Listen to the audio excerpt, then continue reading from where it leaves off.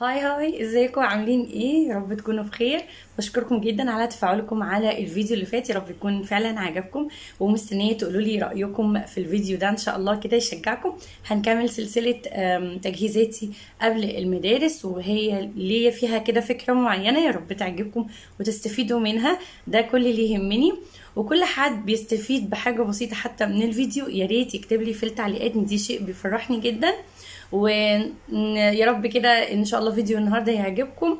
وتاني بشكركم جدا، واللي ما شافش الفيديو اللي فاتوا كتير هسيبه لكم في الكومنت المثبت تحت الفيديو. يلا بقى بينا نبتدي. فيديو النهارده هيكون مشجع جدا ان شاء الله. يلا بينا بقى نبتدي. انا لميت شعري اول حاجه طبعا عشان الجو حر قوي، بقول لكم يلا بقى هنستعد ونبتدي مع بعض. بس بفكركم اول حاجه حطوا اللايك، وما تنسوش بعد ما نخلص هتقولوا لي رايكم في الفيديو. يلا بينا. اول حاجه انا هعملها همسك المقشه وهكنس الارض كلها. انا هكنس الارض عشان انا هستخدم المقشه، لكن لو بالمكنسه ما كانتش هتبقى هي اول خطوه. طيب هتكلم في النقطه دي ليه؟ لانه احنا دلوقتي لما بنستخدم المقشه شويه تراب ممكن او عفره بتطلع على الفرش، علشان كده بعمل الخطوه دي الاول، وبعد كده ببتدي انفض الفرش. لكن لو انا هعمل بالمكنسه يبقى هنفض الفرش الاول وبعد كده هعمل بالمكنسه. اوكي، ده بس عشان الناس المبتدئة تبقى فاهمة يعني الدنيا، علشان ما يعملوش حاجة يبوظوا حاجة تانية. هنيجي بقى بعد كده انا بعمل ايه. بصوا الفرشة دي هي عاملة زي المقشة كده، بجد نفعاني قوي قوي. في ناس كتير بتستخدمها ان هي بتنظف الشيش والحاجات دي، انا ما عنديش شيش اصلا، بس انا جبتها لاني انا بنظف بيها كراسي السفرة من اي فتيت او اي ردة او تراب او كده. كمان بنظف بيها الانتريه زي ما هتشوفوا دلوقتي. بصوا انا دايما الاندريه ببقى حاطه عليه مفارش عشان احافظ عليه من التراب. وعلى فكره انا طول الوقت ببقى حاطه مفارش على المكان اللي بنقعد عليه، اللي هو السفنج، وكمان على الظهر نفسه، لان كل حاجه بتلم تراب بصراحه. بس يمكن انا مش هفرشه معاكم المره دي لان انا لسه هغسل الفرش اللي انا شيلته قدامكم ده. هغسله وبعدين هحطه بعدها مثلا بيومين ولا حاجه. هنا بقى انا استخدمت نفس المقشه اللي انا ماسكاها دي، هي شعرها ناعم خالص، وانا بستخدمها للتنظيف ده، يعني تنظيف التراب من على الكنب، من على كراسي السفرة بس. لكن مش بستخدمها في اي حاجة تانية، يعني عمري ما استخدمتها في الارض، انا جايباها لاستخدام معين وبشيلها على الاستخدام ده بس.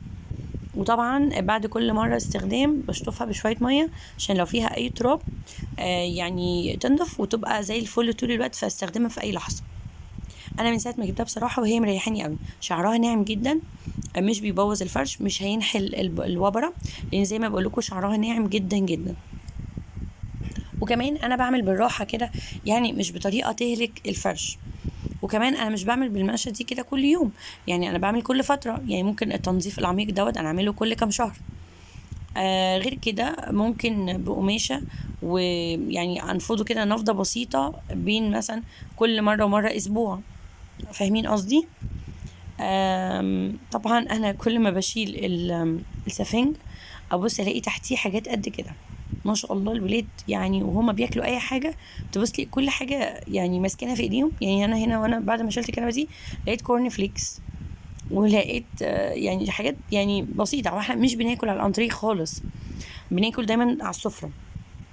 بس ساعات الاولاد بديهم سناكس في ايديهم، فبديهم مثلا شويه كورن فليكس في الطبق، فيبقوا طبق صغنن كده، فيبقوا مثلا داخلين الاوضه معرفش يبقوا شايفين في حاجه بيكلموا معرفش مين، يقوموا قاعدين على الكنبه شويه ينسوا نفسهم يعني، ويقعدوا في اي حته في الاوضه في على الكنب،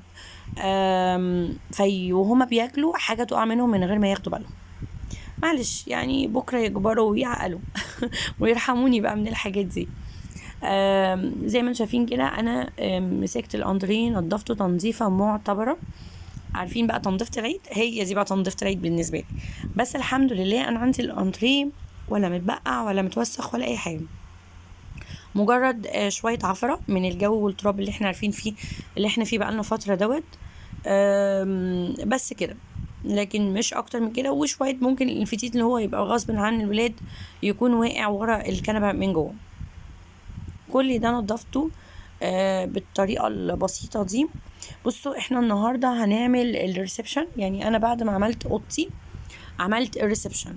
بعد كده هعمل غرف الولاد ان شاء الله الفيديو الجاي، وبعد كده يتفضل لنا المطبخ والحمام. المطبخ والحمام ده ليهم بقى يعني نظام خاص كده معايا. ان شاء الله محضره لكم فيه برضو حاجات حلوه قوي وافكار كويسه جدا هتنفعكم وتسهل عليكم الوقت ان شاء الله. انا بقى هظبط الريسبشن لاني بصراحه زي ما انتم شايفين كده كان شكله يضرب يقلب. انا شايله السجاجيد بقالي فتره وكنت مشغوله قوي، طالعه نازله طالعه نازله، كان ورايا حاجات كتيره جدا.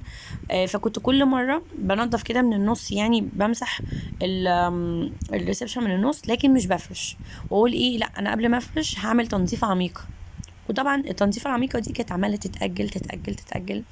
انا بس يعني بصوا يعني بقى ايه بحكي معاكم عشان انا واثقه انه ده بيحصل مع ناس كتير قوي، فبهون عليكم يعني انه لا يا جماعه احنا كمان الناس اللي على اليوتيوب واللي انتوا بتشوفونا واحنا مين بننظف وبنعمل وبنسوي، مش دايما بيوتنا طول الوقت زي الفل. بالعكس يعني انا عايزه اقول لكم انا في الصيف حال بيتي بصراحه بيبقى مش عاجبني خالص. طول الصيف انا بتواجد برا البيت عشان خاطر تمارين الولاد والانشطه بتاعتهم والتزاماتي انا ومشاويري وحاجتي. كل ده بيبقى كتير قوي قوي قوي في الصيف، فمن كتر النزول الكتير بيبقى ما عندناش وقت نعمل كل التفاصيل بتاعه البيت يعني براحتنا والكلام ده كله. بصوا انا بعد بقى ما خلصت ومسحت الريسبشن كله زي ما انتوا شايفين كده ولمعت كل حاجه موجوده، بدات بقى ايه افرش. وهحط المفارش بتاعتي اللي انا بحطها على الترابيزات، بصراحه بتفرق معايا وبتقلل مجهود تلميع الترابيزات، لان هي يعني بتحميها من التراب. طول ما هي مفروشه انا بحس الدنيا نظيفه قوي وكمان يعني المنظر قدام عيني بيكون مريحني جدا. ببقى مبسوطه قوي لما بعمل كده. بحط بقى المفارش. طبعا المفارش الكاروت دي انا اصلا عاملاها من بدري قوي، بقالي مثلا سنتين ولا حاجه. انا اللي كنت جايبه قماش وعاملاه وعامله المفارش دي بنفسي. ده كان فيديو قديم قوي في القناه، بس يعني لو حد عاوز يشوفه هتلاقوني. كان تقريبا فيديو كنت عاملاه لفرش العيد. يعني هتلاقوه كان فيديو لفرش العيد. معلش صوتي تعبان شويه. بس فبدأت بقى أفرش.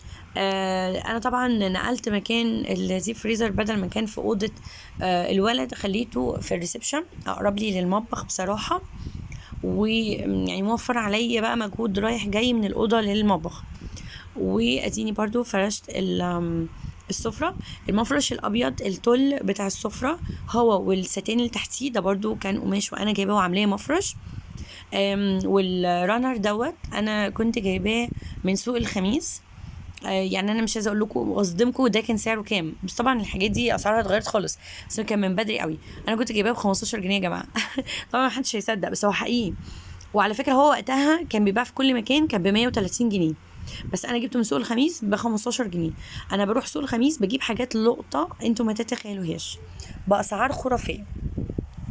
المهم بقى ايه، بعد ما فرشت السفرة قلت اعمل بقى حركات يعني وكده ديكور بقى، والواحد يعني عينه يعني تحس ان هي شافت حاجة جديدة، شكل جديد، منظر جديد.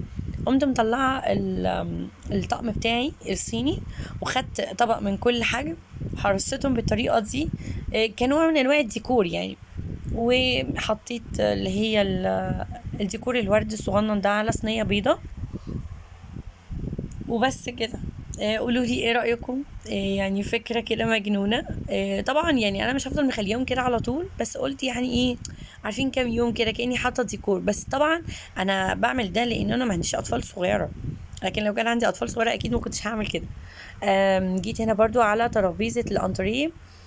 حطيت شجره صغنونه كده بتنور، وجنبها تحفه كده صغننه بسيطه لونها ابيض برضو.